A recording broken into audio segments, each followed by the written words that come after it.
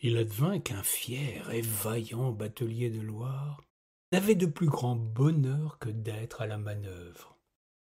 Il se faisait un plaisir physique à hisser la voile, à déployer cette belle toile, ce drap de volupté qui se gonflait des assauts du vent. Il n'avait pas son pareil pour abattre, relever, affaler, hisser, en des mouvements incessants de va-et-vient. Il était passé maître à ce poste qui requiert dextérité doigtée et force des reins pour l'homme d'équipage. Bien sûr, il devait parfois se résoudre à baisser pavillon, à avaler son orgueil pour démater au passage des ponts. Il avait à chaque fois un pincement au cœur, je ne sais quoi d'impression sournoise, un pressentiment qu'il ne parvenait pas à décrypter. Heureusement pour lui, le malaise n'était que de courte durée. L'obstacle franchi, il se réjouissait de redresser la barre et l'objet de sa fierté marinière.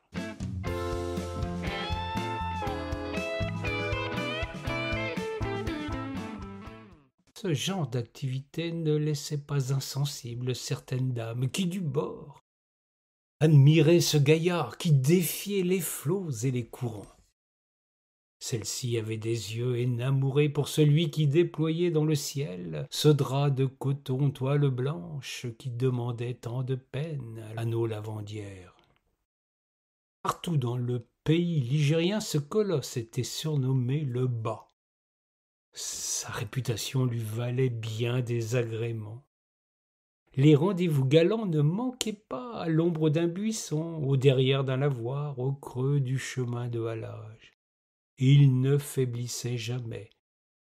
À cette manœuvre-là, il était tout aussi actif que sur ses glorieux esquifs. Il enjamba bien plus d'arches féminines qu'il ne peut y avoir de pont sur notre Loire. C'était un temps où pareille prouesse ne le rangeait pas dans la lie de la société masculine. Le coquin se faisait d'ailleurs un honneur de nager ainsi qu'avec le consentement de sa partenaire de l'instant.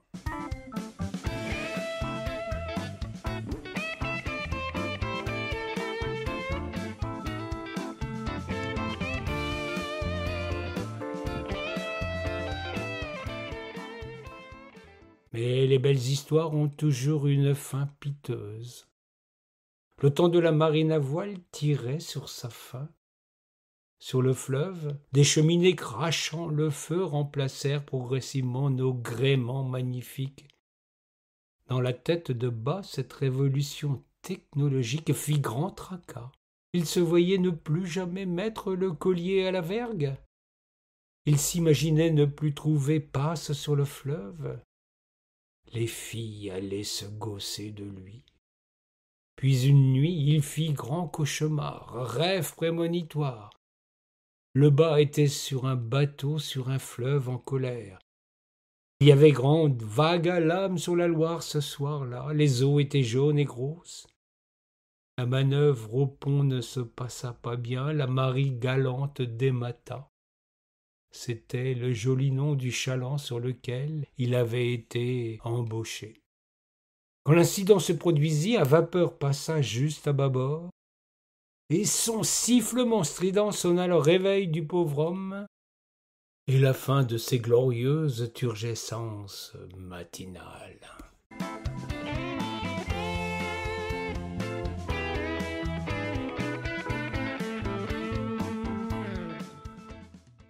Depuis ce rêve affreux, avec sa peine secrète, ce malaise qui ne se dit pas dans le milieu des marins, il allait la tête basse sur les quais de notre fleuve. Son aiguillette, celle qui fit sa gloire, avait cessé de se dresser fièrement vers le ciel. Il avait le mât en berne.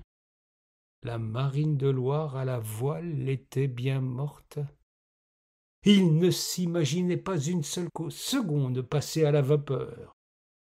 Il avait sa dignité, et il ne se pensait pas capable de virer de bord, de renier ainsi sa réputation de graveleux luron.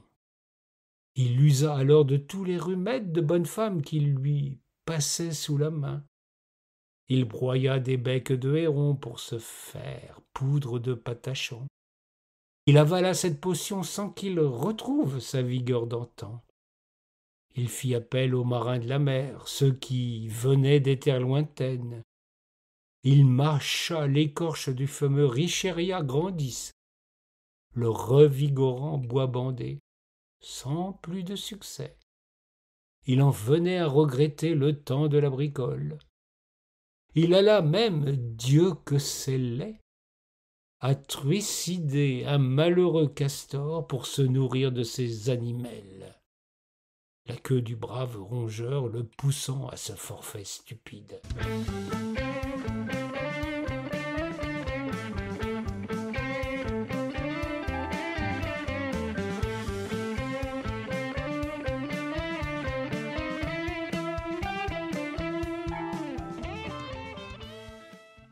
Il fit désormais rire sous des capes qui ne se détroussaient plus à son passage. Depuis quelque temps, elles avaient trouvé que les cheminots, malgré leur gueule noire, étaient les nouveaux aventuriers de l'intérieur. La vie de notre bas déraillait. Il avait échoué sur un cul de grève comme une âme en peine. Il en avait perdu l'envie de se battre. Il était au bord du précipice. Il se voyait plongé dans une bîme, faire ce dernier saut à défaut de tous ceux qui se dérobaient désormais à lui. C'est à ce moment-là qu'une chasse aquatique, un grand mouvement de fureur, vint du fond de notre rivière. Un brochet affamé voulait faire son affaire à une ablette qui ne voulait pas s'en laisser compter. Quel âne, se dit de par devers lui ce pauvre bas.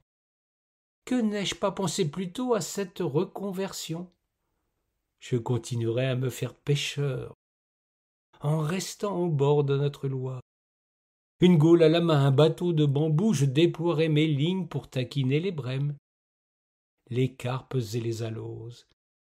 Et si un brochet ou un chevesne ou tout autre gros poisson vient à moi, je ne ferai pas le difficile.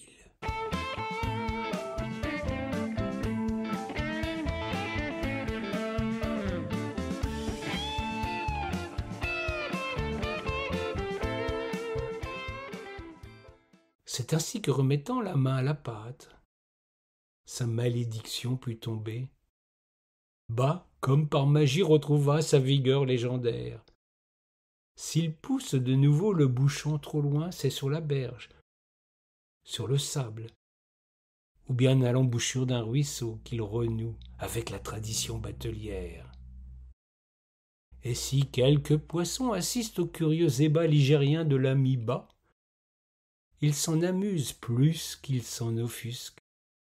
De voir de charmantes demoiselles succomber de leur plein gré dans ces filets semble leur faire oublier le sort qu'il leur promet ensuite.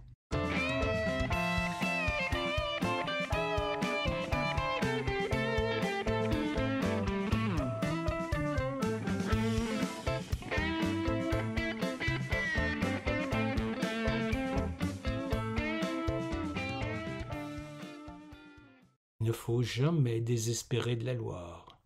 Elle a toujours un tour dans son sac pour que le marin redresse la tête. De cette histoire à ne pas mettre entre toutes les oreilles, c'est bien la seule morale qui vous soit permise d'ouïr ici pour ce récit qui naturellement horrifiera ceux et celles qui prennent tout au premier degré.